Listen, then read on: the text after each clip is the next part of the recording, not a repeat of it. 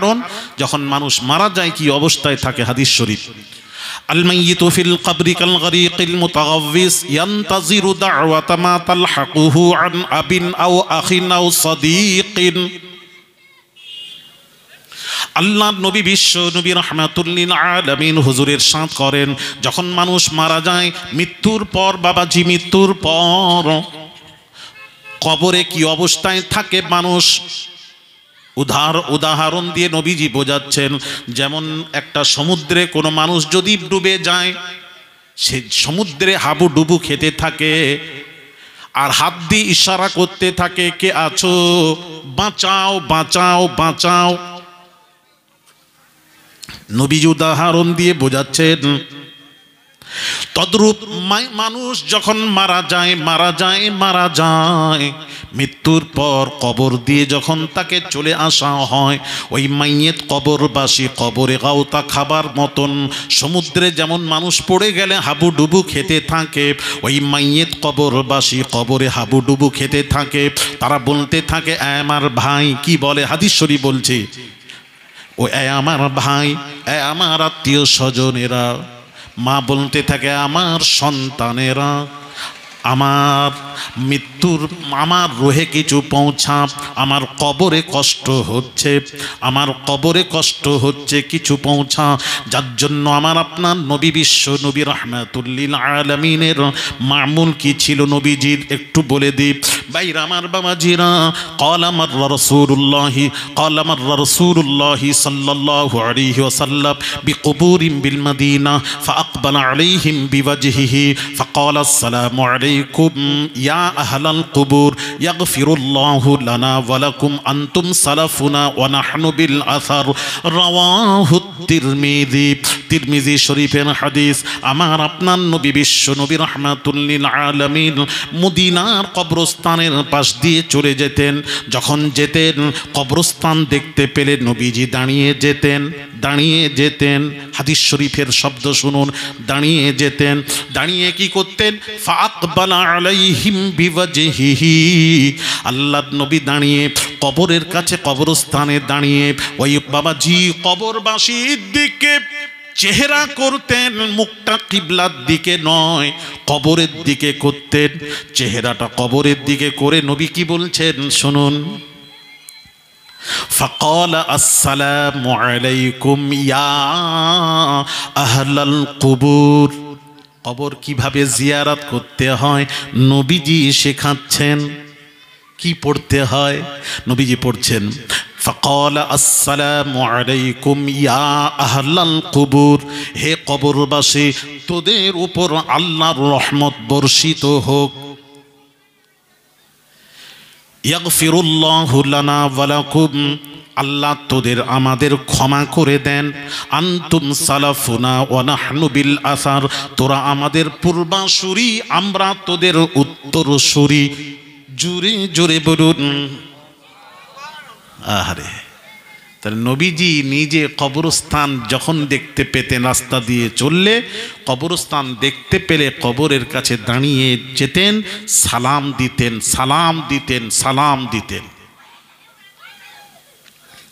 দোয়া করতেন। কেন? যারা মারা গেছেন তারা অসহায়, মৃত্যুর পর সমস্ত আমল মুনকাতে হয়ে যায়, বন্ধ হয়ে যায়। এবার যারা বেঁচে আছেন তারা যেটা দেবে সেটাই তাদের রুহে পৌঁছবে, বুঝতে পারছেন না? তো নবীজি দাঁড়িয়ে সালাম দিতেন। এই হাদিসটাকে সামনে রেখে এক শ্রেণীর ওলামারা কি বলেন জানেন? এই হাদিসটাকে সামনে রেখে বলেন, নিয়ত করে বাড়ি থেকে নিয়ত করে কবরস্থান কবর জিয়ারাত করা যাবে না, বিদাত। ওগুলি যদি কেউ থাকে আমার কাছে একটু নিয়ে আসেন। আজকে আপনাদের এলাকায় থাকলে কোন মৌলানা সাহেব, বড় ইমাম সাহেব থাকলে আমার কাছে একটু নিয়ে আসেন, আমি একটু জিজ্ঞেস করব বা আমাকে একটু বুঝিয়ে দেবেন। খালি একটু বলে দিবেন চলবে না, বিদাত। তারা কি বলে জানেন? এই হাদিসটাকে সামনে রেখে বলছেন নিয়ত করে যাওয়া যাবে না। ওই কোথাও গেছেন, যেতে যেতে কবরস্থান দেখতে পেলে কবর জিয়ারত করবেন। যেমন নবীজি হাদিস শরীফটা قال مر رسول الله صلى الله عليه وسلم بقبور بالمدينة فأقبل عليهم بوجهه فقال السلام عليكم يا أهل القبور يغفر الله لنا ولكم أنتم سلفنا ونحن بالآثار رواه الترمذي এই হাদিসটা কি নবীজি মদিনার কবরস্থানের রাস্তা দিয়ে যাচ্ছিলেন কবরস্থানের পাশ দিয়ে যাচ্ছিলেন কবরস্থান দেখতে পেয়ে নবী দাঁড়িয়ে গেলেন দাঁড়িয়ে কবর জিয়ারত করেছেন সালাম দিয়েছেন দোয়া করেছেন তাহলে যেতে যেতে কোনো জায়গায় গেছেন সেখানে গিয়ে কবরস্থান দেখতে পেলে জিয়ারত করে নেবেন কিন্তু নিয়ত করে বাড়ি থেকে নিয়ত করে ফুরফুরা শরীফ দাদা হুজুর কিবলার কবর জিয়ারত করব আল্লামা বসিরহাটি হুজুরের কবর জিয়ারত করব এই নিয়তে বাড়ি থেকে বের হয়ে যাওয়া যাবে না আজমির শরীফ কবর জিয়ারত করব খাজা গরিব নওয়াজের দরবারে নিয়ত করে যাওয়া যাবে না একটা হাদিস আমাকে দেখাতে বলে যাবে না আর হাদিস দেখাতে বলে এই হাদিস দিয়ে যাবে না আর কোনো দলিল নেই নবী রাস্তায় দেখতে পেলে কবরস্থান জিয়ারত করতেন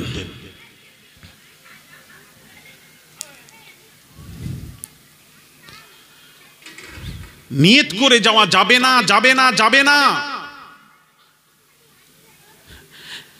যারা বলছেন নিয়ত করে কবর জিয়ারত করা যাবে না তাদের আরেকটা দলিল আমি বলছি সব আপনাকে ওরা কি দলিল দেবে আমি দলিল দিচ্ছি তাদের আরেকটা দলিল হচ্ছে নবীজি কি বলছেন এদিকে তাকান عن بريدة رضي الله تعالى عنه قال نهى رسول الله عن بريدة رضي الله تعالى عنه قال رسول الله صلى الله عليه وسلم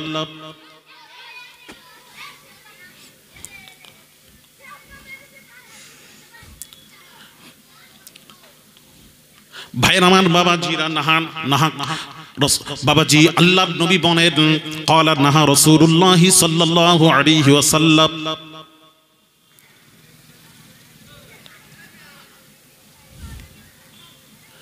আল্লাহর নবী বলছেন বুরাইদা রাদিয়াল্লাহু তাআলা আনহু থেকে বর্ণিত আল্লাহর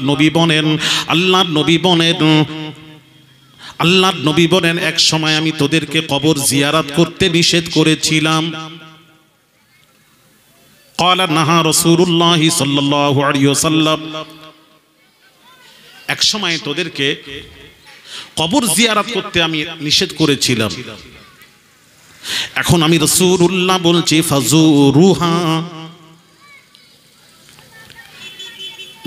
ফাজুরুহা তোমরা কবর জিয়ারত করো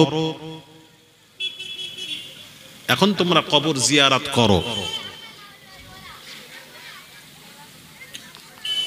এখন তোমরা কবর জিয়ারত করো এক সময় নিষেধ করেছিলাম আল্লাহর নবী দো জাহানের বাদশা রাহমাতুল লিল মুসলিম শরীফের হাদিস আল্লাহর নবী বিশ্ব নবী রাহমাতুল লিল আলামিন হুজুরের সাথ করেন قال نهى رسول الله صلى الله عليه وسلم নবীজি বলছেন আল্লাহর নবী বলেন বিশ্ব নবী রাহমাতুল লিল আলামিন বলেন আমি এক সময় তোদেরকে কবর জিয়ারত করতে নিষেধ করেছিলাম এক সময় তো তোমাদেরকে কবর জিয়ারত করতে নিষেধ করেছিলাম এখন রাসূল বলছেন আমি বলছি তোমরা আল্লাহ তাআলা আমার পিতামাতার কবর জিয়ারতের পারমিশন দিয়েছেন পিতামাতার কবর জিয়ারতের পারমিশন আমি পেয়েছি এক সময় নিষেধ করেছিলাম ওটা কখন ইসলামের প্রাথমিক অবস্থায় কবর জিয়ারত করতে নিষেধ করেছিলাম এখন আমি রাসূল বলছি আল্লাহ তাআলা আমাকে আমার পিতামাতার মায়ের কবর জিয়ারতের পারমিশন আমাকে দিয়েছেন আমি পারমিশন পেয়েছি সুতরাং আমি যখন কবর জিয়ারতের পারমিশন পেয়েছি নবীজি বলছেন আল্লাহর নবী বলছেন ফাজুরুহা তোমরাও কবর জিয়ারত করো রাসূল কবর জিয়ারতের আদেশ দিয়েছেন ওটা ইসলামের প্রাথমিক অবস্থায় যখন কবর জিয়ারত করতে নিষেধ করেছিলেন রাসূলের নিষেধ শুনে যে যার বাইরে গেছেন জিহাদের ময়দানে যুদ্ধের ময়দানে গেছেন ওখানে গিয়ে রাসূলুল্লাহর কথাগুলি শোনালেন যে রাসূল কবর জিয়ারত করতে নিষেধ করেছেন। যারা যারা শুনলেন তারাও 10 জনকে শোনালেন, তারা আর ফিরে আসতে পারলেন না। পরবর্তীতে নবীজি বলছেন, আমি এক সময় তোমাদেরকে কবর জিয়ারত করতে নিষেধ করেছিলাম, এখন আমি বলছি আল্লাহ তাআলা আমার পিতামাতার কবর জিয়ারতের পারমিশন আমাকে দিয়েছেন। সুতরাং আমি যখন কবর জিয়ারতের পারমিশন পেয়েছি, ফাজুরুহা, তোমরাও কবর জিয়ারত করো। সুবহানাল্লাহ বললেন না? তাহলে নবী তো কবর জিয়ারতের কথা বললেন, জিয়ারত করো। এক সময় নিষেধ করেছিলেন, ইসলামের প্রাথমিক অবস্থা। عن عائشة رضي الله تعالى عنها قال كان رسول الله صلى الله عليه وسلم كلما كان ليلتها من رسول الله صلى الله عليه وسلم يخرج من آخر الليل إلى البقيع فيقول السلام عليكم دار قوم مؤمنين وآتاكم ما توعدون غدا مؤجلون وأنا إن شاء الله بكم لاحقون اللهم اغفر لأهل بقيع الغرقد رواه مسلم।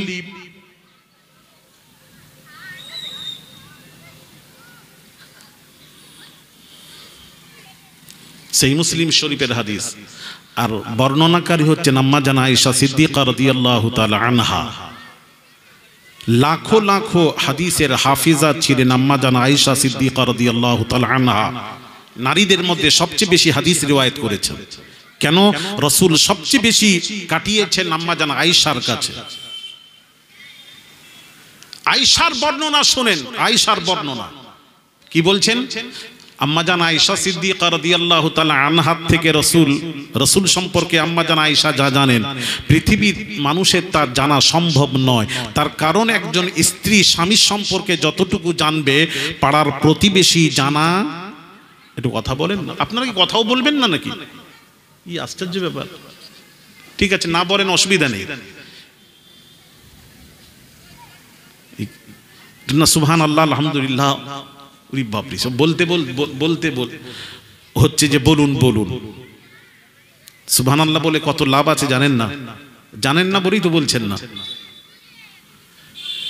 একটু শুনুন। আম্মা জান আয়েশা সিদ্দিকা রাদিয়াল্লাহু তাআলা আনহা তিনি বলছেন যে রাত্রিতে রাসূল আমার ঘরে কাটাতেন। যে রাত্রিতে, কোন নির্দিষ্ট রাত বলেননি, যে রাত্রিতে। আম্মা জান আয়েশা বলছেন নবীজি আমার ঘরে কাটাতেন। ইয়াখরুজু মিন আখিরিল লাইলি ইলাল বাকির, ওই রাত্রির শেষ ভাগে নবীজি আমার বিছানা থেকে উঠে চলে যেতেন কোথায়? ইলাল বাকির, জান্নাতুল বাকি গোরস্থানে চলে যেতেন। জান্নাতুল বাকি গোরস্থানে যেতেন আম্মা জান আয়েশার হাদিস বর্ণনাকারী আম্মা জান আয়েশা বলছেন। আচ্ছা, আপনারা যে আজকে জলসা শুনতে যারা বসেছেন, আমার মনে হয় রাস্তা দিয়ে যেতে যেতে জলসা হচ্ছে দেখতে পেয়ে ছুটে এসে বসে পড়েছেন। এইভাবে এসেছেন সকলে? ও কথাও বলবেন না আপনারা? এইভাবে এসছেন তো? কিভাবে এসছেন? নিয়ত করে। এইটাই শুনতে যাচ্ছিলাম। যাক, নিয়ত করে এসছেন যে জলসা শুনতে যাব, এটাই তো নিয়ত। আচ্ছা আচ্ছা। তো আম্মা জান আয়েশা এটা বলেননি রাসূল ওই রাস্তায় যেতে যেতে মদিনার জান্নাতুল বাকি কবরস্থানের পাশ দিয়ে যেতে যেতে কবরস্থান দেখতে পেয়ে ঢুকে পড়েছেন, এটা বলেননি। আম্মা জান আয়েশা কি বলছেন? যে রাত্রিতে নবী আমার ঘরে কাটাতেন, ইয়াখরুজু মিন আখিরিল লাইলি ইলাল বাকি, ওই রাত্রির শেষ ভাগে নবীজি আমার বিছানা থেকে উঠে চলে যেতেন, এটা বলেননি। যেতে যেতে ঢুকে পড়েছেন, এটা বলেননি।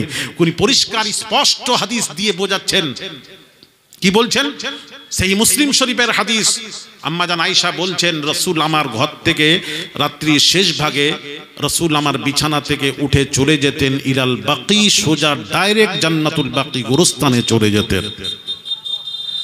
তাহলে ডাইরেক্ট নিয়ত করে বাড়ি থেকে কবরস্থান যাওয়া সরাসরি নবীজির সুন্নাত। আর একটু জোরে বলুন, সরাসরি কার সুন্নাত? নবীজির সুন্নাত। নবী যেটা করেন ওটা হয় সুন্নাত। তাহলে প্রমাণ হয়ে গেল। হ্যাঁ, আর আপনি বলছেন নিয়ত করে কবরস্থান যাওয়া যাবে না, ওই হাদিসটা দেখান। কথা বলছেন আমার জানা নেই, শিখে যাব, আবার অন্য জায়গায় বলবো।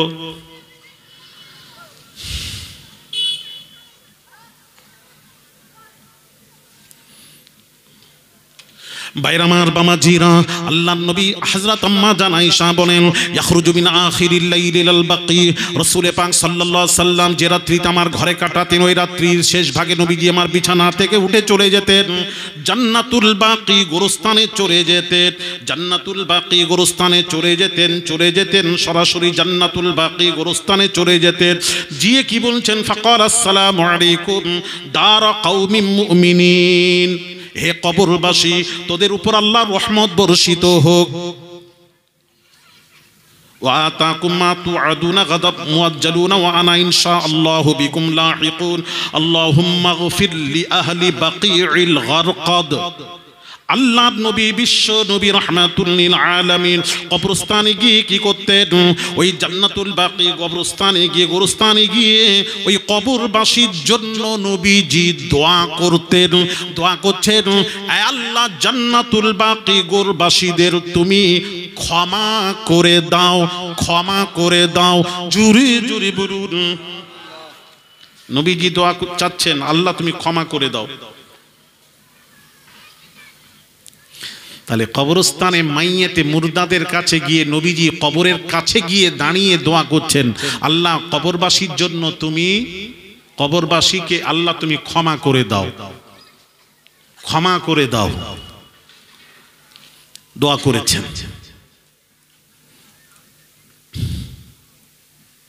তাহলে কবরস্থানে গিয়ে মুর্দাদের জন্য দোয়া করা, জিয়ারত করা, দোয়া করা যাবে কি যাবে না? একটু জোরে বলবেন, একটু জোরে বলুন। যাবে। ভাইয়ের আমার বাবাজিরা, তাহলে যারা বলছেন চলবে না নিয়ত করে, তারা কিভাবে বলেন আমার মাথায় ঢুকেন।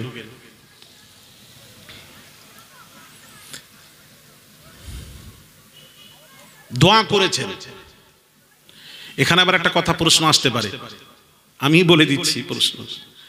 বলে এখানে নবী দোয়া করেছেন কিন্তু হাত তুলে তো দোয়া করেন না, আপনার কবরস্থানে গিয়ে হাত তুলে দোয়া করেন কেন? ওটা কোথায় পেলেন?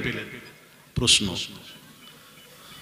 তাহলে আমি নিজেই প্রশ্ন করি, আপনারা তো করবেন না। যা অবস্থা দেখছি চুপ করে বসে মুখ দেখছেন, আর যতক্ষণ থাকবো মুখই দেখবেন, কিছু জিজ্ঞেস করবেন না। তাহলে আমি বলি, আমি উত্তর দিই, আর কি করব যতটুকু পারি। কি গো, এটা প্রশ্ন নয়?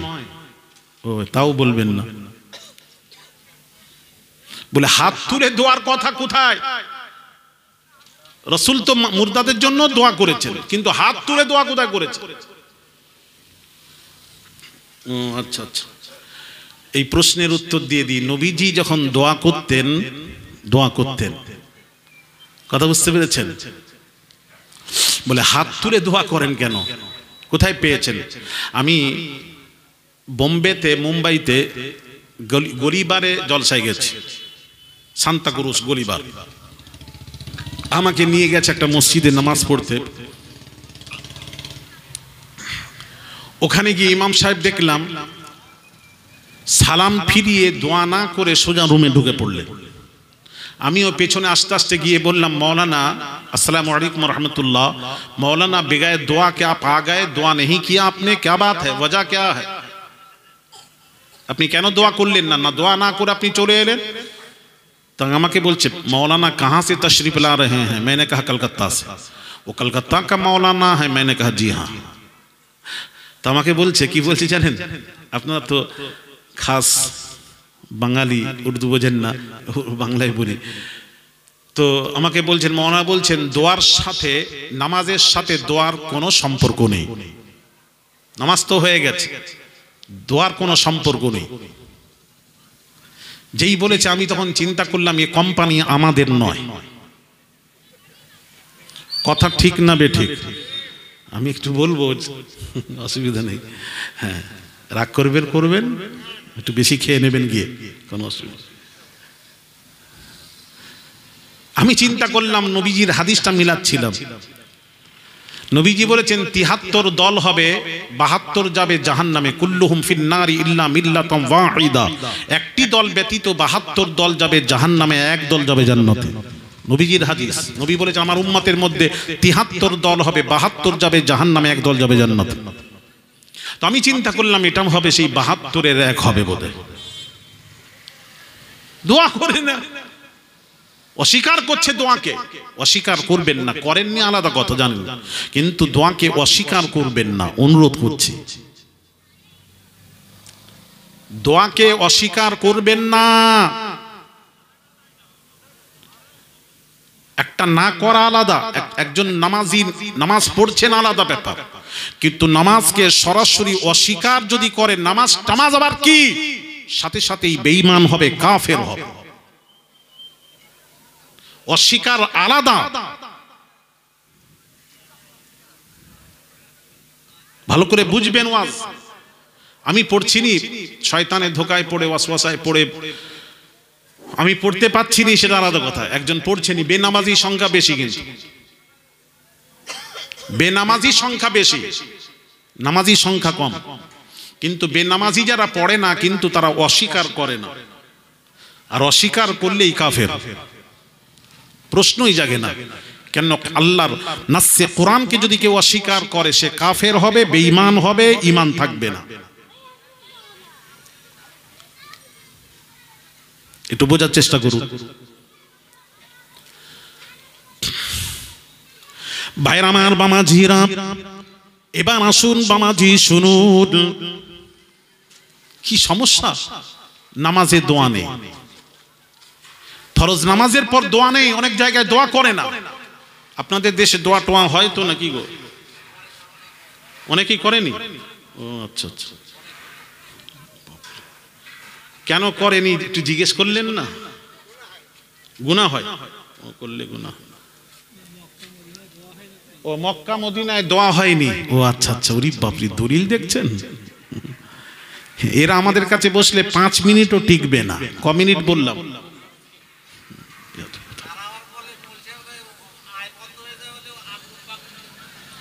আচ্ছা, আমার নোট করুন না। আগুন গাড়ুন তো থাকেন, কেউ থাকেন, আসেন, আমাকে বোঝান। আবার আগুন বাড়ুন কি? গোটা দুনিয়া ঘুরে বেড়াচ্ছি, বড় বড় মুহাদ্দিস মুফাসসিররা আমার ওয়াজ শোনে। আর আগুন বাগড়ুন কি করলাম? যদি বলে যাই তাহলে এসো, কথা বুঝিয়ে যাও, না হলে বুঝে যাও, দুটার একটা করো। কথা ঠিক কি না বলেন না? কথা পরিষ্কার হন। ও আমরা আবড়ুম গাবড়ুম বলি। আমি শোনেন, সব হাদিস কোরআন দিয়ে বোঝাচ্ছি একটু। আমি দক্ষিণ 24 পরগনায় একটা জানাজার গেলাম, শুনেন কথাটা বলে দিই।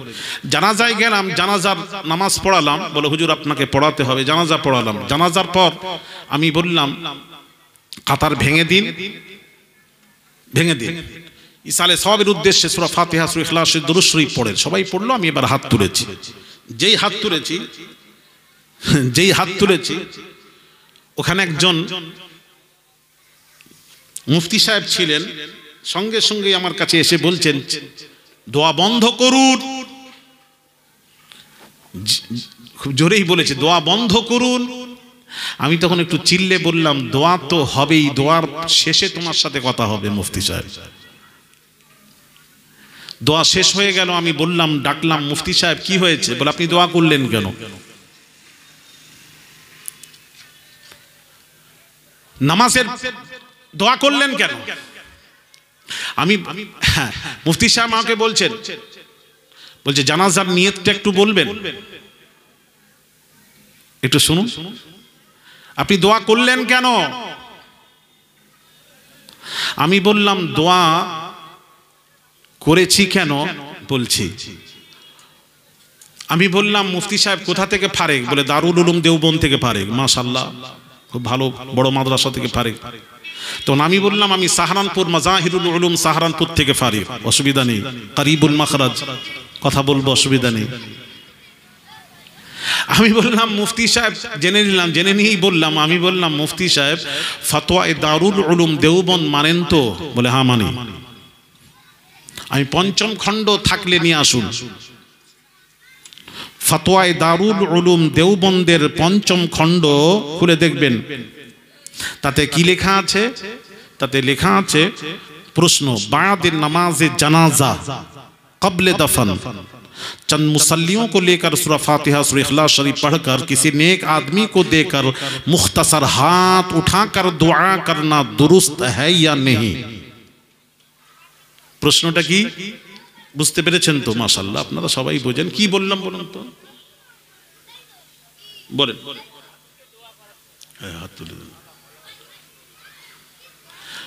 এখানে প্রশ্ন যে বাদে নামাজে জানাজা ক্বাবলে দফন, জানাজার পর আর দফন করার পূর্বে,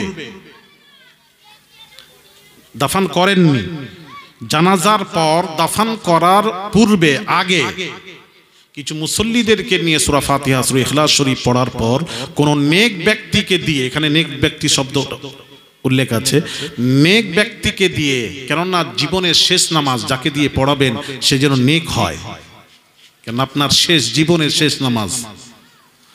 নেক ব্যক্তিকে দিয়ে মুখতাসার মানে ছোট্ট করে হাত তুলে দোয়া করা চলবে কি চলবে না? প্রশ্ন। উত্তর কি দিচ্ছেন? ফতোয়ায়ে দারুল উলুম দেওবন্দ, যদি কেউ দেওবন্দি সাহেব থাকেন, আলেম সমাজ থাকেন, দেখে নেবেন। উত্তর দিচ্ছেন আল জবাব ইসমে কোই হার্জ নেই হ্যায়, কোনো অসুবিধা নেই। জোরে বলুন, আর একটু জোরে।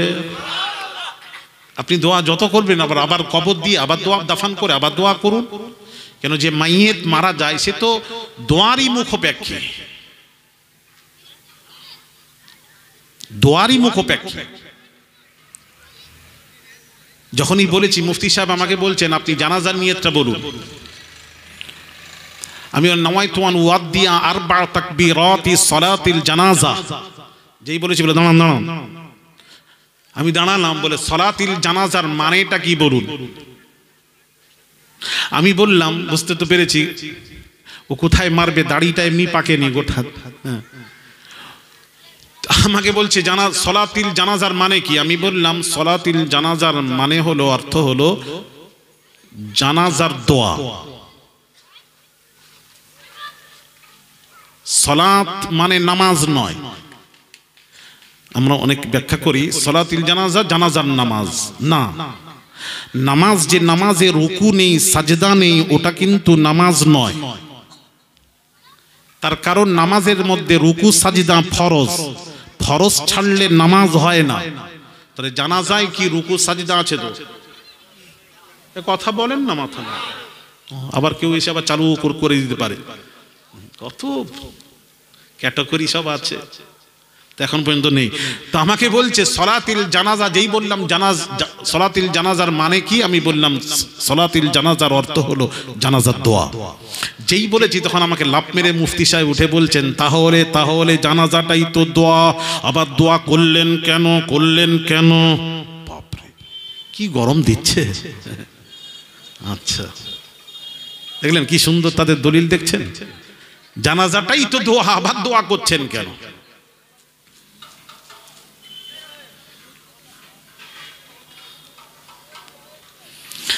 তখন আমি বললাম, মুফতি সাহেব হাদিস শরীফে রয়েছে জানাজার পর দোয়া, বলে কোথায় আছে দেখান, দলিল দেন। قال قال رسول الله صلى الله عليه وسلم إذا صليتم على الميت فأخلصوا له الدعاء رواه أبو داود। আল্লাহ নবী বিশ্ব নবী রাহমাতুল লিল আলামিন হুজুর ইরশাদ করেন, আল্লাহ নবী বলেন ইযা সাল্লাইতুম আলাল মাইয়িতি, যখন মাইয়িতের মানুষ যখন মারা যায়, মাইয়িতের জানাজার নামাজের পর ইযা সাল্লাইতুম আলাল মাইয়িতি, মাইয়িতের জানাজার নামাজ যখন তোমরা পড়ে নেবে, আল্লাহ নবী দো জাহানের বাদশা রাহমাতুল লিল আলামিন হুজুর ইরশাদ করেন ফাখলিসু লাহু দুআ, ওই মাইয়িতের জন্য দোয়া করো। জোরে বলুন, মাইয়িতের জন্য দোয়া করো। তখন মুফতি সাহেব বলছেন হাদিস ঠিকই আছে। তাহলে ঠিক আছে তো দ্বন্দ্ব করছেন কেন? তখন বলছে দোয়ার কথা আছে, কিন্তু হাত তুলে দোয়ার কথা তো উল্লেখ নেই এখানে, আপনি হাত তুললেন কেন? আরেক প্যাঁচ। তখন আমি বললাম মুফতি সাহেব আপনি খাওয়া দাওয়া করেন? বলে হ্যাঁ করি। আমি দলিল দেন। দলিল ছাড়া কোনো কথা হবে না, দলিল দেন। মুফতি সাহেব বলছেন আল্লাহর কোরআনে আল্লাহ বলেছেন খেতে বলেছেন, কোথায়? দলিল দেন। কুলু ওয়াশরাবু, আল্লাহ কোরআনে বলছেন কুলু মানে খাও, ওয়াশরাবু মানে পান করো। আল্লাহ কোরআনে খেতে বলেছেন, পান করতে বলেছেন, তাই খাই, পান করি। আমি বললাম মুফতি সাহেব কিভাবে খান? তখন বলছে হাত দিয়ে। আমি বললাম আল্লাহ কোরআনে বলছেন কুলু মানে খাও, হাত দিয়ে খাও, কোথায় লেখা আছে দেখান। তাহলে প্লেটে ভাত থাকবে, মুখটা নিয়ে গিয়ে। তখন বলছে ওইভাবে মানুষ খায় নাকি? গরু ছাগল খায়, মানুষ খেতে গেলে হাত দিয়ে খেতে হয়। আমি তখন বললাম মুফতি সাহেব লাইনে এসেছেন, তাহলে যেমন খেতে হলে হাত দিয়ে খেতে হয়, তেমন আল্লাহর বান্দা যখন আল্লাহর কাছে দোয়া চায়, দোয়া চাইতে হলে হাত তুলে দোয়া করতে হয়। আরো জোরে কথা ঠিক কিনা? তখন মুফতি সাহেব বলছে যা খুশি করেন। ফতোয়ায়ে দারুল উলুম দেওবন্দ দেখালাম, দলিল দিচ্ছি কোনো মতেই। এটা সিস্টেম বলে দি বাবাজি, শুনেন একটু বলে দি বাবাজি। ভাইরা আমার, বাবাজিরা শুনুন। এবার হাত তুলে নবীজি যখন দোয়া করতেন, দোয়ার সিস্টেমটা কি? সিস্টেমটা তো শুনতে হবে। বুখারী শরীফ চলে যান, বুখারী মুসলিম খুলুন।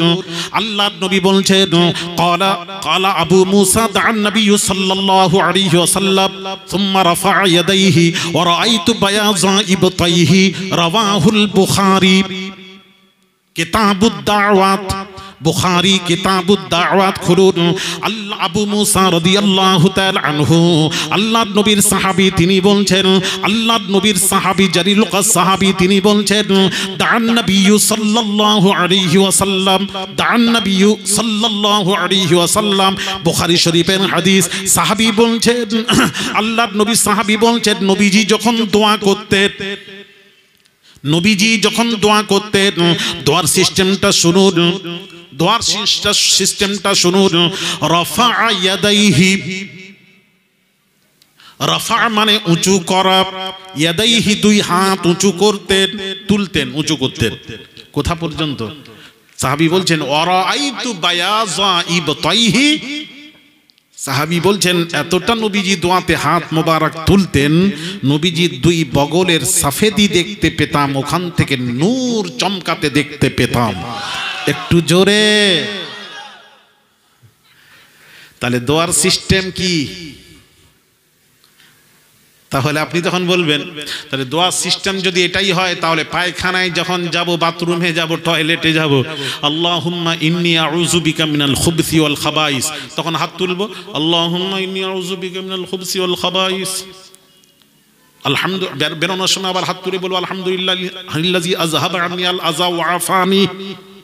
তাহলে ওখানেও করি। ওরে বোকা কোথাকারের, এই পাগলরা যখন বলে আমি তখন চিন্তা করি, বলি হ্যাঁ নিশ্চয়ই আমিও করব, হাত তুলবো, পায়খানা যাওয়ার সময় হাত তুলবো, বাথরুমে যাওয়ার সময় হাত তুলবো, টয়লেটে। তবে নবীজি যদি তুলে থাকেন তাহলে আমরাও তুলবো। কথা বলেন না কেন চুপচাপ? আরে কথা ঠিক তো, নবী তো শরীয়ত, নবী যদি করেন আমরাও করব, আর যদি নবী ওখানে হাত যদি না তুলেন আমরাও তুলবো না। এই জন্য আমরা তুলিনি, নবী তুলেননি, আমরাও তুলিনি। পরিষ্কার হয়ে গেল। কিন্তু নবীজি দোয়াতে তুলেছেন, হাত মোবারক তুলেছেন। আমার কাছে দলিল এত আছে কবর দেওয়ার মতন, মরে গেলে মাটির দরকার হবে না, দলিল দিয়ে কবর দিয়ে দেব। কটা নেবেন? অনেক কথা বলতে হবে তো, যার জন্য আমি ওদিকে টানছি না। তাহলে দোয়া আছে, দোয়ার সিস্টেম হলো হাত তুলে দোয়া করা। আমি খুব সংক্ষিপ্ত আকারে বলে যাচ্ছি। দোয়ার সিস্টেম হলো হাত তুলে দোয়া করা। ভাইরা আমার, বাবাজিরা, এবার প্রশ্ন, ফরজ নামাজের পর দোয়া সৌদি আরবে হয় না? প্রশ্ন। সৌদি আরবে গিয়ে দেখলাম, হজ পাকে গিয়ে দেখলাম, উমরায় গিয়ে দেখলাম, মক্কা মদিনাতে বাবাজি ফরজ নামাজের পর দোয়া হয়নি। ওখান দেখে সেখানে বলছে ওখানে হয়নি, আমরাও করব না, ওটাই দলিল। সত্যি এটা একদম মূর্খ, ডাহা মূর্খ যে যারা হয়, আজহাল যারা একদম, তারা এই ধরনের কথা বলে। আলেম সমাজ কখনো এই ধরনের কথা বলতে পারে না। কারণ বলছি ভাইরা আমার, বামাজিরা ও সোনার যুবকেরা, বামাজিরা শুনুন, আলেম সমাজ বলতে পারে না, পারে না, পারে না। সৌদি আরব আমাদের দলিল নয়, মক্কা মদিনা আমাদের দলিল নয়, দলিল নয়।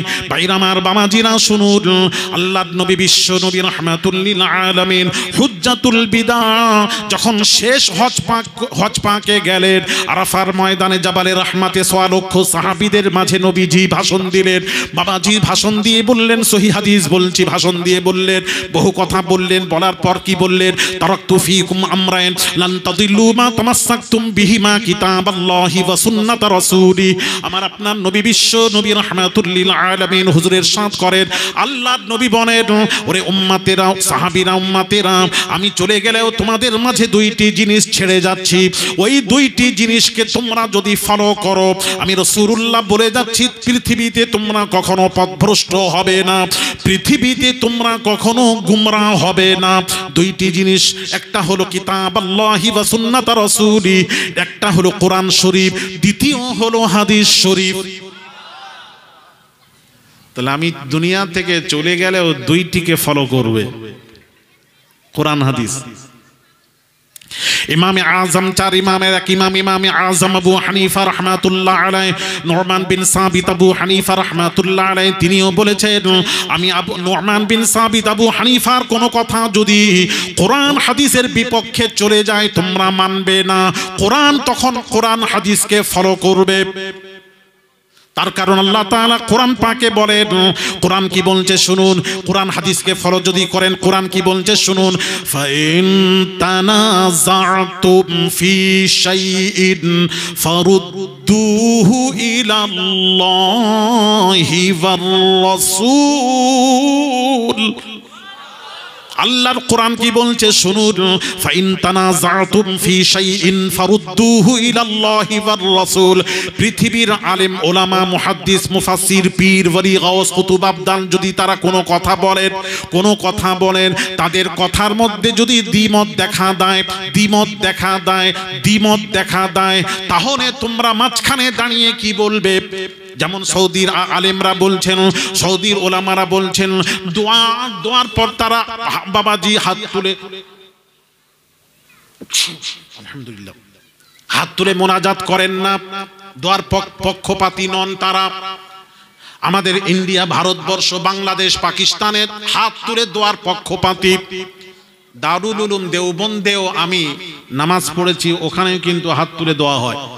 সাহারানপুর মাজাহিরুল উলুম, ওখানে আমি নামাজ পড়েছি, কন্টিনিউ পড়েছি, কথা বুঝতে পেরেছেন? ওখানেও হাত তুলে মোনাজাত হয়। পাকিস্তানে হয়, বাংলাদেশে হয়, গোটা দুনিয়া, ভারতবর্ষের গোটা দুনিয়ায় হাত তুলে ফরজ নামাজের পর দোয়া হয় সম্মিলিতভাবে। সৌদিতে হয়নি, ওনারা দোয়ার পক্ষপাতী নন, ইনারা দোয়ার পক্ষে। তাহলে আপনি মাঝখানে দুটো দেখলেন, দেখে আপনি বলে, উরি বাপরি, সৌদি আরবে হয় না, আমরাও করবো না, মাঝখান থেকে বলে ফেললেন। বেকুফের মতো কথাবার্তা হচ্ছে। সৌদি আরবকে ফলো করবেন না। আল্লাহর কোরআন কি বলছে? ফাইন তানাযাতুম ফি শাইইন ফারুদ্দুহু ইলাল্লাহি ওয়ার রাসূল। পৃথিবীর আলেম, ওলামা, মুহাদ্দিস, মুফাসসির যদি কোনো কথা বলেন, ওই তাদের কথার মধ্যে যদি দ্বিমত দেখা দেয়, তোমরা মাঝখানে দাঁড়িয়ে এটা বলবে না সৌদির আলেম যেটা করেছেন ওটাই সঠিক না, ওইভাবে বিচার করবে না। আল্লাহর কোরআন কি বলছে শুনুন, উভয় আলেমদের কথাটা কোরআন হাদিসে ফেলে দেখবেন, উভয় আলেমদের কথাটা কোরআন হাদিসে ফেলে দেখবেন। কোরআন হাদিসের পক্ষে হলে মানবেন, আর বিপক্ষে চলে গেলে মানা যাবে না। এটাই হলো ফয়সালা। কথা ঠিক কিনা? তাহলে সৌদির কোথায় আছে আমাকে একটু দেখান, আমার জানা নেই। আপনি নিশ্চয়ই কোনো হাদিস কোরআন পেয়েছেন, কোথায় দেখান যে কোরআনে হাদিসে আছে যদি কোনো দ্বিমত দেখা দেয়, আলেম, ওলামা, মুহাদ্দিস, মুফাসসিরদের কথার মধ্যে দ্বিমত দেখা দেয়, তোমরা তখন মক্কা মদিনার আলেমদের ফলো করবে। এই রকম ভাষাটা কোথায় লেখা আছে কেউ যদি দেখাতে পারেন, আমি সেই দিন থেকে এই ওয়াজ ছেড়ে দেব, ওয়াজি লাইন ছেড়ে দেব। হ্যাঁ, আপনারা জানেন না মক্কা থেকে ইসলাম শুরু হয়েছে, সব কিছু মানলাম, কিন্তু নবীজির হাদিসটা পুরো পড়েননি। ইসলাম ওখান থেকে শুরু হয়েছে কিন্তু ওখানেই শেষ হবে, ওটা জানেননি বোধ হয়।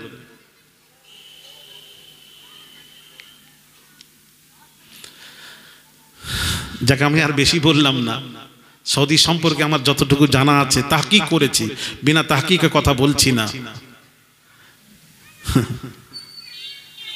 আল্লাহ হেফাজত করেন, আল্লাহ হেফাজত করেন। তো কথা হলো কোরআন হাদিসকে ফলো করতে হবে। আল্লাহর কোরআন বলছে উভয়ের কথাটা কোরআন হাদিসের পক্ষে হলে মানবে, বিপক্ষে গেলে মানা যাবে না।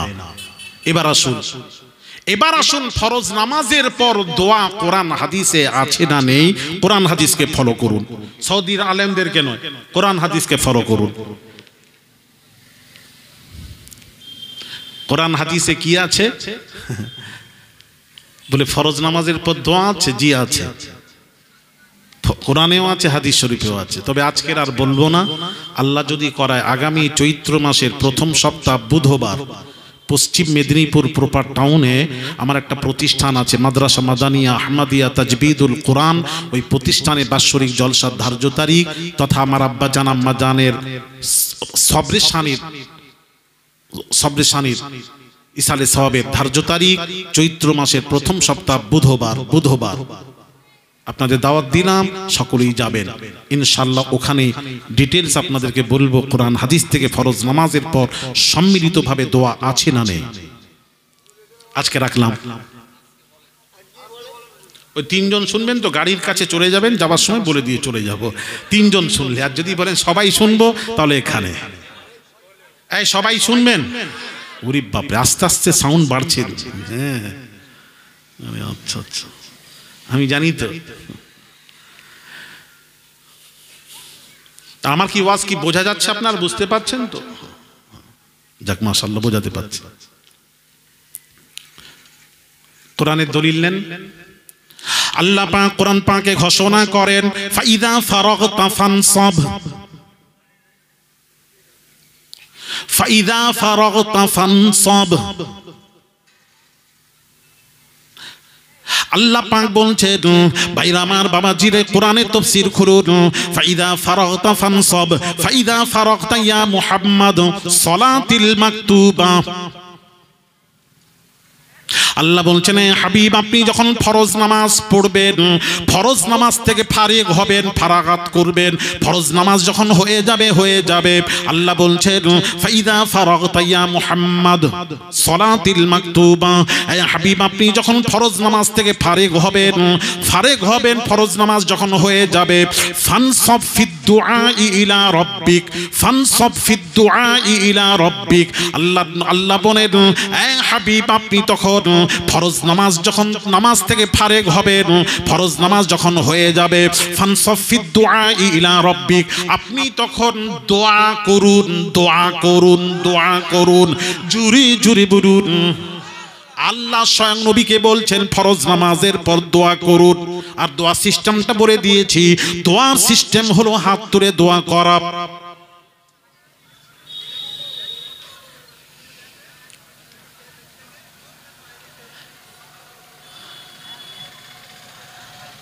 কি বলছেন বলেন। হ্যাঁ, মরে গেলেই তো ইসালে সব, ওইটাই তো কোরআন পড়ে তাদের বক্সাতে হবে।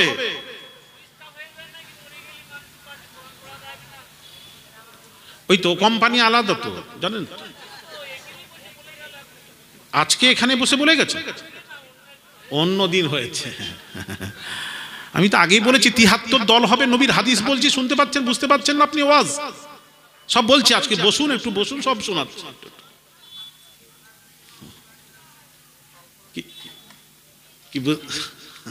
কি বলছে? তাহলে ফরজ নামাজের পর দোয়া আছে না নেই? আরো দলিল দেব। কোরআন থেকে দেব না হাদিস থেকে দেব? কোরআন থেকে তো দিলাম, এবার হাদিস থেকে দিই। হ্যাঁ, আমরা নাকি উল্টো পাল্টা বলি। এসো না বাবা, উল্টো পাল্টা বলছি, কি বলছি একটু শুনুন। ভাইরা আমার, বাবাজিরা, শাহ আব্দুল হক মুহাদ্দিস দেহলভী রাহমাতুল্লাহ আলাইহি তিনি বলছেন, বাবাজি তিনি বলছেন, বাবাজি বাংলাদেশ, ভারতবর্ষ, পাকিস্তানের কোন আলেমের ঘাড়ে রক্ত নেই যে বলবে শাহ আব্দুল হক মুহাদ্দিস দেহলভীর কথা মানব না। তিনি বলছেন, ভাইরা আমার, হাদিসটা তুলে ধরেছেন। তিনি বলছেন, আবু দাজানা নামক এক সাহাবী, নবীর সাহাবী, আল্লাহর নবীর পেছনে নামাজ পড়তেন। ফরজ নামাজ পড়ে নবীজি দোয়া করতেন, দোয়াতে শামিল হতেন না। দোয়া না করে সাহাবী বাড়ি চলে যেতেন। আমার আপনার নবী, বিশ্ব নবী রাহমাতুল লিল আলামিন হুজুরের সাথ করেন। একদিন আবু দাজানাকে বললেন, হে আবু দাজানা সাহাবী, শোনো, তুমি ফরজ নামাজ আমার পেছনে পড়ো, নামাজের পর দোয়া না করে চলে যাও কেন?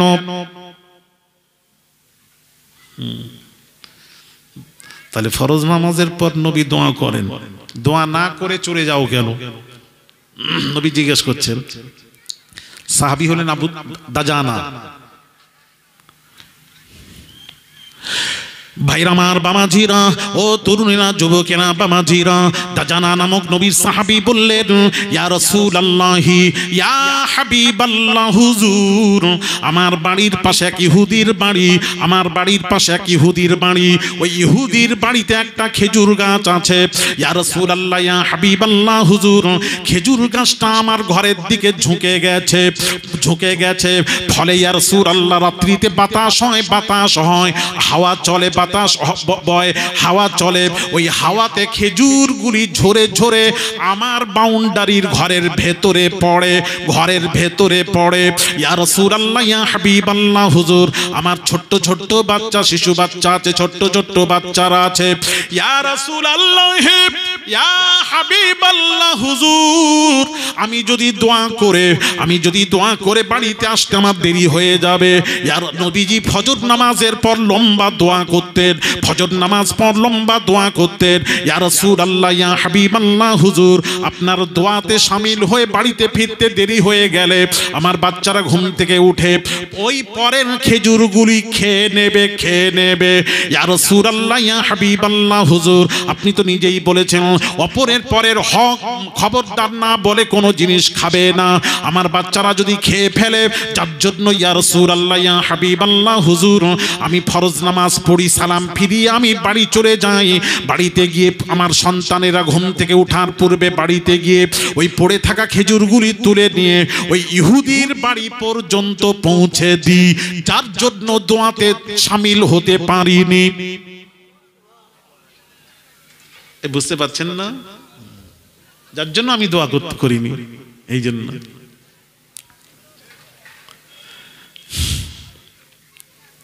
ভাইরা আমার, বাবাজিরা, ও সোনার যুবকেরা, বাবাজিরা, তখন আল্লাহর নবী, বিশ্ব নবী রাহমাতুল লিল আলামিন শোনার পর কি বললেন, এ দাজানা, এ আবু দাজানা, শোনো, ওই ইহুদিকে বলো আমি রাসূলুল্লাহ বলছি, তার জন্য বেহেশতে আমি 10টি খেজুর গাছ আমি তাকে দিয়ে দিলাম। জোরে বলুন, ওটা আমাকে দিতে বলো, এটার যেন কোনো দাবি না থাকে, এই খেজুর গাছ আমি 10টা ওখানে দিয়ে দিচ্ছি। নবী বললেন। ইহুদি কি বলছে জানেন? ইহুদি বলছে, ওরে বাপরে, কবে মরবো, কবে ওখানে যাব, তারপর পাবো, ওটা তো বাকি, আমি নগদে আছি, বাকিতে নেই। জোরে বলুন সুবহানাল্লাহ। এতে সুবহানাল্লাহ তো জানি না, তা আমার জানা নেই, কি জাহান্নামে চলে যাবে, সুবহানাল্লাহ, পানিতে ডুবে যাচ্ছে বলে মাশাআল্লাহ। এই অবস্থা আপনাদের কি হবে বলুন? আমি আপনাদের চিন্তা করে আমার শরীর খারাপ।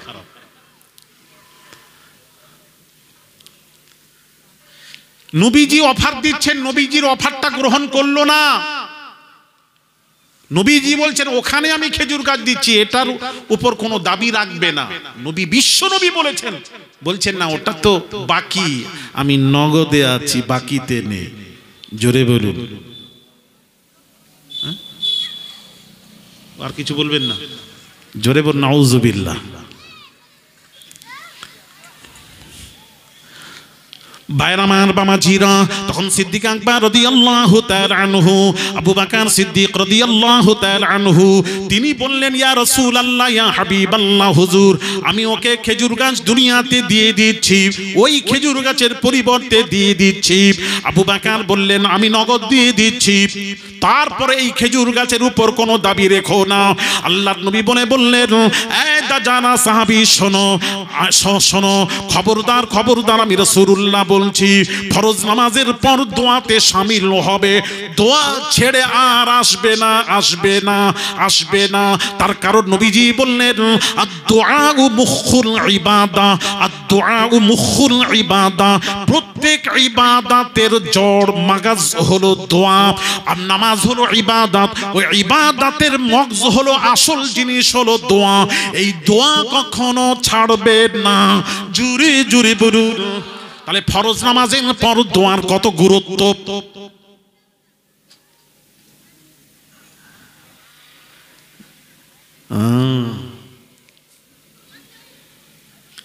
কত গুরুত্ব ভাইরা আমার বাবাজিরা, ও সোনার যুবকেরা, বাবাজিরা, এবার হাদিস শরীফ আপনাদের শোনাই।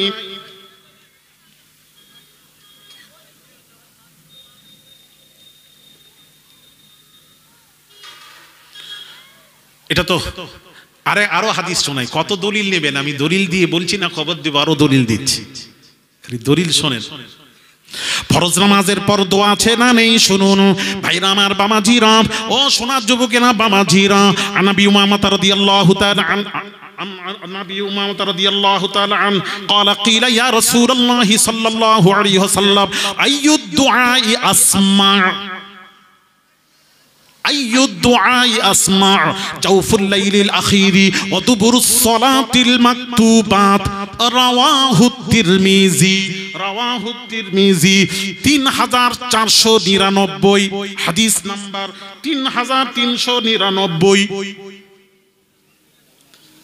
সহিহ তিরমিজির হাদিস, বাবা সিয়াসিত্তার হাদিস থেকে বলছি। ভাইরা আমার বামাজিরা, আল্লাহর নবীর সাহাবী আবু উমামা রাদিয়াল্লাহু তাআলা আনহু তিনি বলেন আল্লাহর নবী বিশ্ব নবী রাহমাতুল লিল আলামিনকে প্রশ্ন করলেন, আইয়ুদ দুআই আসমা। সাহাবী প্রশ্ন করলেন, ইয়া রাসূলুল্লাহ, ইয়া হাবিবাল্লাহ, হুজুর, ইয়া রাসূলুল্লাহ, ইয়া হাবিবাল্লাহ, হুজুর, আইয়ুদ দুআই আসমা, ইয়া রাসূলুল্লাহ, ইয়া হাবিবাল্লাহ, হুজুর, কোন সময়ের দোয়া আল্লাহ বেশি শোনেন, কোন সময়ের দোয়া আল্লাহ কবুল করেন, কোন সময়ের দোয়া আল্লাহ কবুল করেন, আল্লাহ বেশি শোনেন কোন সময়ের দোয়া। ভাইরা আমার বাবাজিরা, আল্লাহর নবী বিশ্ব নবী রাহমাতুল লিল আলামিন হুজুরের সাথ করেন। আল্লাহর নবী কি বলছেন হাদিসটা শুনুন, সাহাবীর প্রশ্নটাকে শুনুন। আইয়ুদ দুআই আসমা, কোন সময়ের দোয়া আল্লাহ বেশি শোনেন, আল্লাহ কবুল করেন, আল্লাহ গ্রহণ করেন। তখন নবীজি বললেন, এই জায়গায় হাদিসে দুইটি কথা বললেন। নবী বললেন জাউফুল লাইলিল আখিরি, আল্লাহর নবী বলছেন জাউফুল লাইলিল আখিরি, তাহাজ্জুদ নামাজ পড়ার পর, তাহাজ্জুদ নামাজের পর যখন বান্দা দোয়া করে, আমার উম্মাত যখন আল্লাহর কাছে দোয়া করে, আল্লাহ বলছেন সেই বান্দার দোয়া আমি আল্লাহ 100% আমি আল্লাহ আমি কবুল করে নি। জুরে জুরে বলুন কোন সময়? একটু জোরে। তাহাজ্জুদের নামাজের পর, এই সময় দোয়া আল্লাহ বেশি শোনেন। নাম্বার 2, 2 নম্বর হলো আল্লাহর নবী বলেন ওয়াদুবুরুস সালাতিল মাকতুবাত, আর ফরজ নামাজের পর দোয়া আল্লাহ বেশি শোনেন। আর একটু জোরে। তাহলে কোন সময় দোয়া করলে আল্লাহর কাছে কবুল হয়? একটা হলো তাহাজ্জুদ নামাজের পর দোয়া, আর একটা হলো জোরে বলুন ফরজ নামাজের পর দোয়া। 2 সময়ের দোয়া তিরমিজির হাদিস পড়লাম, এই সময়ের দোয়া আল্লাহ কবুল করেন। তাহলে দলিল তিরমিজির দলিল। আরো দলিল নেবেন? কথা বলেন।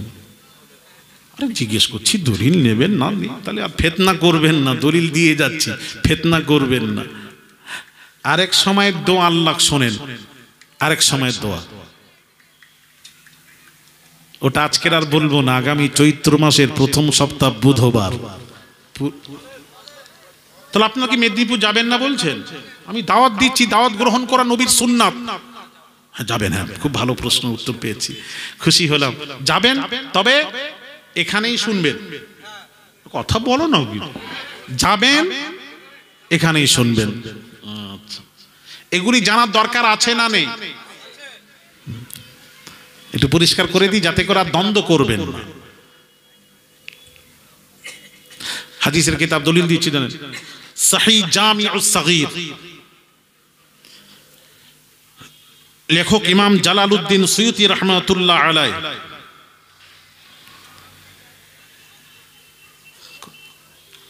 আহলে হাদিস লামাযহাবীরা যাকে সবচেয়ে মানে, তিনি এই হাদিসের কিতাবটাকে দুইটি খণ্ড করেছেন। তিনি কে? আহলে হাদিস লামাযহাবী।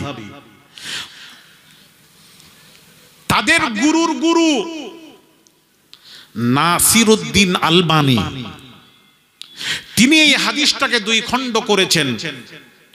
সহিহ আল জামিউস সগীর, এই হাদিসটাকে ইমাম জালালউদ্দিন সুয়ুতি রাহমাতুল্লাহ আলাইহি লেখক এই হাদিসটা কিতাবকে দুই খণ্ড করেছেন, একটা সহিহ একটা জয়ীফ। কে করেছেন? কার দলিল দিচ্ছি? নাসিরউদ্দিন আলবানী। পৌঁছে দাও আমার বার্তা।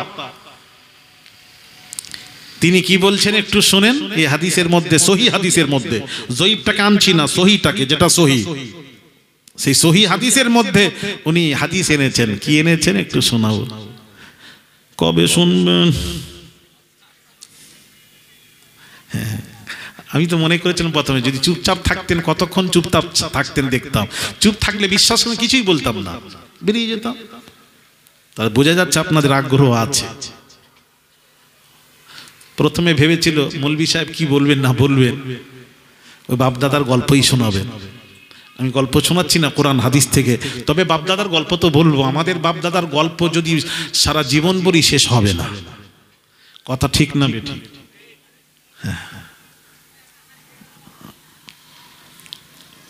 সব বাপদাদাকে এক জায়গায় করবেন না, পার্থক্য আছে। আমার বাপ আপনার বাপ, বাপ হিসেবে আপনার কাছে অনেক বড়, সেটা ও বলছি না। আমি বলছি আপনার বাপ আমার বাপ, দুই বাপকে এক জায়গায় করলে, ওজন করলে, হ্যাঁ আমার বাপের ওজন বাড়বে।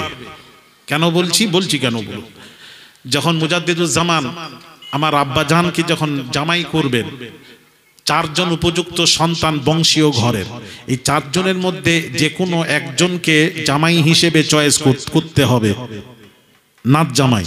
তাহলে চারজনের মধ্যে একজনকে চয়েস করতে হবে, আর সব বংশীয় ঘরের ছেলে। প্রস্তাব আসছে অমুক অমুক অমুক হলে ভালো। আব্বাজান রোগা পাতলা ছিলেন, শরীর হালকা ছিল, পছন্দ হয়নি। সর্বশেষে ফুরফুরার পীর মুজাদ্দিদুজ্জামান উলিল আমর আবু বকর সিদ্দিক আল কুরাইশি রাহমাতুল্লাহ আলাইহি তিনি বললেন, আমি মেদিনীপুর পিয়ারডাঙ্গার আহমদুল্লাহকে জামাই করব। এই প্রস্তাব আবু বকরের নয়, এই বিবাহের প্রস্তাব স্বয়ং আল্লাহর রাসূল দিয়েছেন। একটু জোরে। আর আপনাদের বিবাহের প্রস্তাব, আমাদের বিবাহের প্রস্তাব ঘটক নিয়ে আসে, আর তাদের প্রস্তাব দিচ্ছেন স্বয়ং আল্লাহর রাসূল। আল্লামা রুহুল আমিন বসিরহাটি হুজুর বলছেন, যিনি কোরআনের হাফেজ তো বহু দেখেছেন, হাদিসের হাফেজ দেখতে গেলে আল্লামা বসিরহাটি হুজুরকে দেখেন। তিনি বলছেন আমার পীর ও মুর্শিদ রাসূলের আদেশ ছাড়া কোনো কাজ করতেন না, তবেই তো আল্লাহর ওলি হয়েছে, তবেই তো জামানার মুজাদ্দিদ হয়েছে। ওলি আলাদা, খালি ওলি নয়, জামানার মুজাদ্দিদ, 100 বছরের মুজাদ্দিদ।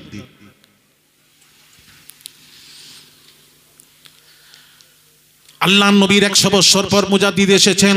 ওমর বিন আব্দুল আজিজ তাবি রাহমাতুল্লাহ আলাইহি, দ্বিতীয় সাদির মুজাদ্দিদ হযরত মুহাম্মদ বিন ইদ্রিস শাফিঈ রাহমাতুল্লাহ আলাইহি, তৃতীয় সাদির মুজাদ্দিদ হযরত আবুল আব্বাস রাহমাতুল্লাহ আলাইহি, চতুর্থ সাদির মুজাদ্দিদ হযরত আবু বকর ইবনুল খতিব রাহমাতুল্লাহ আলাইহি, পাঁচ সাদির মুজাদ্দিদ হযরত আবু হামিদ ইমাম গাজ্জালি রাহমাতুল্লাহ আলাইহি, ছয় সাদির মুজাদ্দিদ হযরত ইমাম গাজ্জালি ইমাম ফখরুদ্দিন রাজি রাহমাতুল্লাহ আলাইহি, সাত সাদির মুজাদ্দিদ ইমাম জালালউদ্দিন সুয়ুতি রাহমাতুল্লাহ আলাইহি, আট সাদির মুজাদ্দিদ হযরত ইমাম দাকিকুল ঈদ রাহমাতুল্লাহ রহমাতুল্লাহ আলাই, 9 শাদীর মুজাদ্দিদ হযরত ইমাম বালকিনি রহমাতুল্লাহ আলাই, 10 শাদীর মুজাদ্দিদ হযরত শামসুদ্দিন বিন শাহাবুদ্দিন রহমাতুল্লাহ আলাই, 11 শাদীর মুজাদ্দিদ হযরত আহমদ সিরহান্দি মুজাদ্দিদ আল ফিসানি রহমাতুল্লাহ আলাই, 12 শাদীর মুজাদ্দিদ হযরত শাহ ওলিউল্লাহ মুহাদ্দিস দেহলভী রহমাতুল্লাহ আলাই, 13 শাদীর মুজাদ্দিদ হযরত আহমদ শহীদ বেরেলভী রহমাতুল্লাহ আলাই, 14 শাদীর মুজাদ্দিদ হযরত আবু বকর সিদ্দিক ফুরফুরাবি রহমাতুল্লাহ আলাই। জুরে জুরে বলুন কটা হলো? 14টা। আবার এই 100 বছর যেই পূরণ হবে আবার আল্লাহ একটা মুজাদ্দিদ পাঠাবেন। মুজাদ্দিদ মানে সংস্কারক। যখন মানুষ একদম গুমরাহ পথভ্রষ্টর দিকে এগোতে থাকবে তখন আল্লাহ তাআলা যুগে যুগে মুজাদ্দিদ পাঠাবেন। এখন তো আর নবী আসবে না, নবুয়তের দরজা বন্ধ, এখন মুজাদ্দিদ পাঠিয়ে আল্লাহ সংস্কার করবেন যতদিন দুনিয়া থাকবে। আমার কথা কি বুঝতে পারছেন?